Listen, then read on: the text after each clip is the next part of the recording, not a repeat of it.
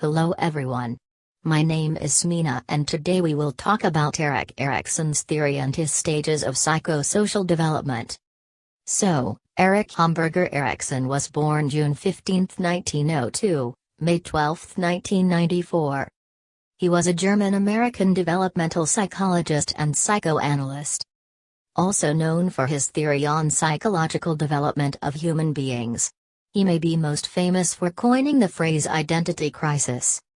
Erikson maintained that personality develops in a predetermined order through 8 stages of psychosocial development, from infancy to adulthood. During each stage, the person experiences a psychosocial crisis which could have a positive or negative outcome for personality development. For Erikson, 1958, 1963, these crises are of a psychosocial nature because they involve psychological needs of the individual conflicting with the needs of society. According to the theory, successful completion of each stage results in a healthy personality and the acquisition of basic virtues. Basic virtues are characteristic strengths which the ego can use to resolve subsequent crises. So here are the 8 stages of psychosocial development as you see in this picture. Trust versus mistrust is the first stage in Erik Erikson's theory of psychosocial development. This stage begins at birth, continues to approximately 18 months of age.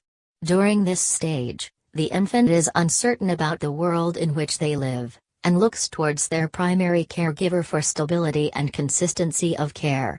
If the care the infant receives is consistent, predictable and reliable, they will develop a sense of trust which will carry with them to other relationships, and they will be able to feel secure even when threatened.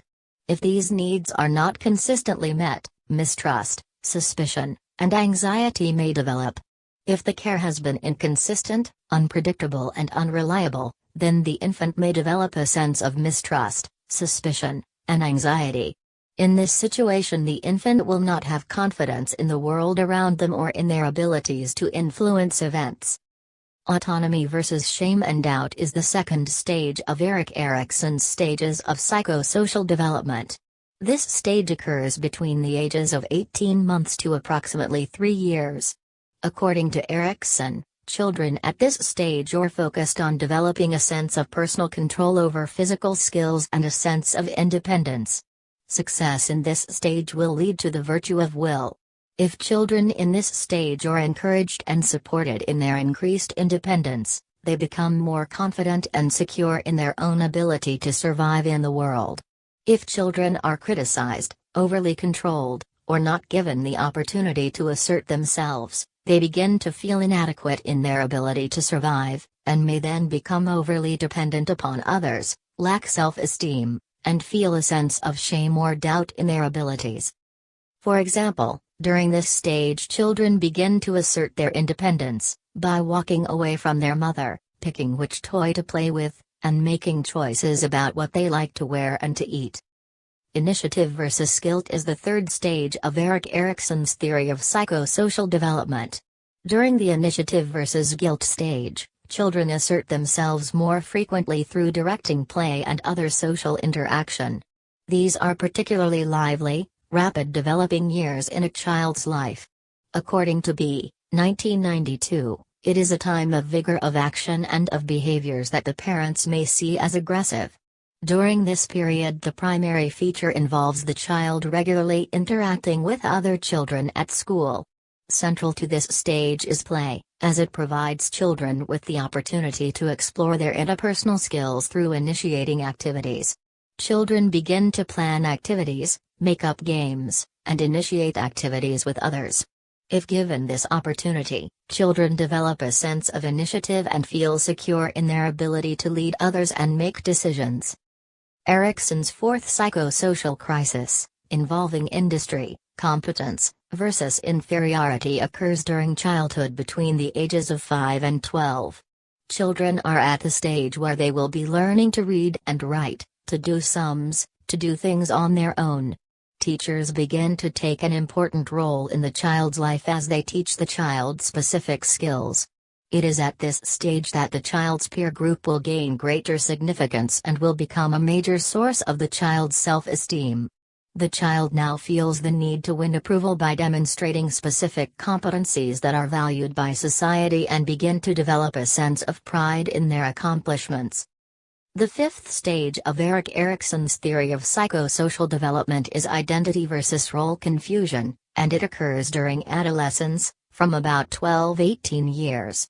During this stage, adolescents search for a sense of self and personal identity, through an intense exploration of personal values, beliefs, and goals. During adolescence, the transition from childhood to adulthood is most important. Children are becoming more independent, and begin to look at the future in terms of career, relationships, families, housing, etc. The individual wants to belong to a society and fit in. The adolescent mind is essentially a mind or moratorium, a psychosocial stage between childhood and adulthood, and between the morality learned by the child, and the ethics to be developed by the adult. In response to role confusion or identity crisis, an adolescent may begin to experiment with different lifestyles, for example, work, education or political activities. Also, pressuring someone into an identity can result in rebellion in the form of establishing a negative identity, and in addition to this feeling of unhappiness. Intimacy versus isolation is the sixth stage of Erik Erikson's theory of psychosocial development.